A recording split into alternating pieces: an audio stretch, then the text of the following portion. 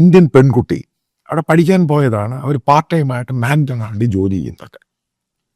ആ പെൺകുട്ടി അവിടെ അവിടെ അവിടെ കൂടുതലും ഈ പറയുന്ന വൈറ്റ്, അതായത് ഈ വെള്ളക്കാർ കൂടുതൽ താമസിക്കുന്ന സ്ഥലമാണ്, കുറച്ച് പോഷേറിയാണ്.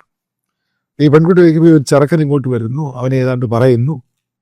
അത് കഴിഞ്ഞ് പെൺകുട്ടി തിരിച്ചു പറയുന്നു, ഒന്നും കൂടെ പറയാവുന്നു. വളരെ മോശമായ രീതിയിലാണ്. അതായത് ബ്ലഡി ഇന്ത്യൻ ഗോ ബാക്ക് എന്നുള്ള രീതിയിലാണ് പറഞ്ഞേക്കുന്നത്. ബ്ലഡി അല്ല, ഞാൻ ആ വാക്കങ്ങ് കുറയ്ക്കുകയാണ്. ഇതൊക്കെ ഉണ്ടാകാൻ കാരണം എന്തുവാ? ഇതേപോലെയുള്ള ദൈവാവലിയും ചള്ളും ചവറും ഇന്ത്യയിൽ നിന്ന് പോകുന്ന ഓരോ ഡിജിറ്റലായിട്ട് ലോകം മുഴുവനും കാണുന്ന പലത് ഇഷ്യൂസ് ഉണ്ട്.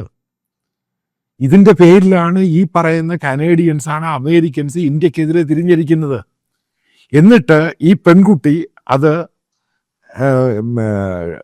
എക്സ് പ്ലാറ്റ്ഫോമിൽ ട്വിറ്ററിൽ അത് പോസ്റ്റ് ചെയ്തു.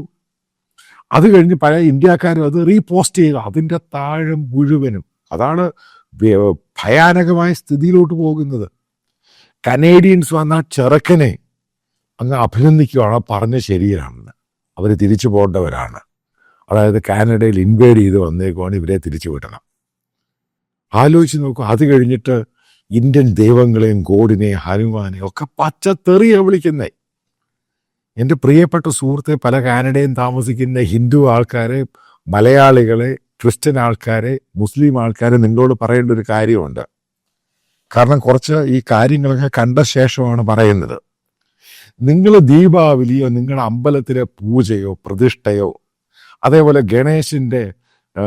ഗണേശോത്സവം വെച്ച് ഇത് കഴുകുന്നതും ചെയ്യുക, അതൊക്കെ നിങ്ങൾ ഇന്ത്യ വന്ന് ചെയ്തോണം.